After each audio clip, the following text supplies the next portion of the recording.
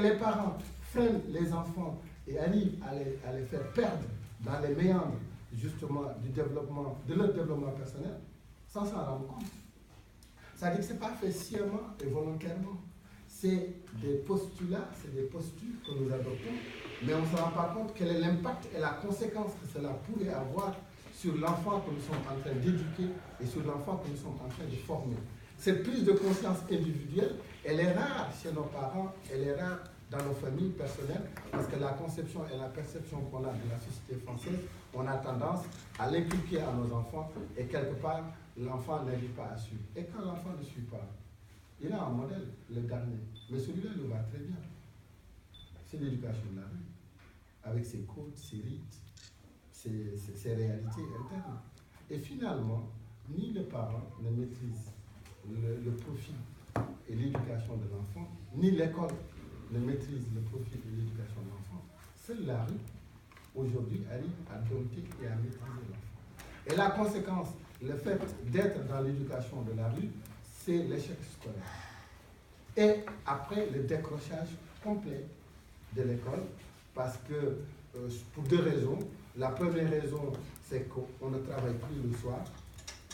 Dès qu'on arrive, à la limite, tu vois, dans certaines familles, excusez-moi le terme, c'est trivial. Dès que tu rentres dans la maison, tu attends toujours à voir les sacs des enfants juste à l'entrée de la maison. Ça veut dire que l'enfant, il a jeté son sac, il est parti. Il n'a même pas changé.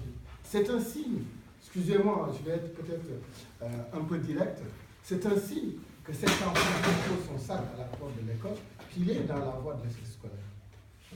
C'est incontestable et incontournable. Parce que la prise de conscience que les parents peuvent lui inculquer, c'est d'abord quand on quitte l'école, on range son sac, on fait ses devoirs si on les a. Si on ne les a pas, qu'on travaille une demi-heure, 45 minutes, et puis après on peut bâtir ses affaires. Donc, si l'enfant jette son sac et sort, il ne revient qu'à minuit, 1h du matin pour aller à l'école le lendemain. Vous imaginez quel est l'enfant qui peut, avec ce rythme de vie, réussir sur le plan scolaire. C'est impossible. Et il n'y a pas un théoricien ou n'importe quel savant au monde qui peut théoriser que cet enfant-là, malgré ses prédispositions d'intelligence et ses prérequis qu'il peut avoir sur le plan intrinsèque et personnel, les conditions de travail de cet enfant-là, il va tout droit vers l'échec scolaire. Ça, c'est le premier aspect.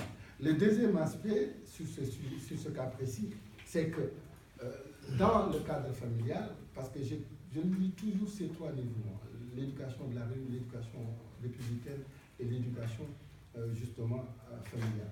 C'est que nos parents, aujourd'hui, pour moi personnellement, il y a une grosse responsabilité sur le décrochage scolaire justement de nos enfants.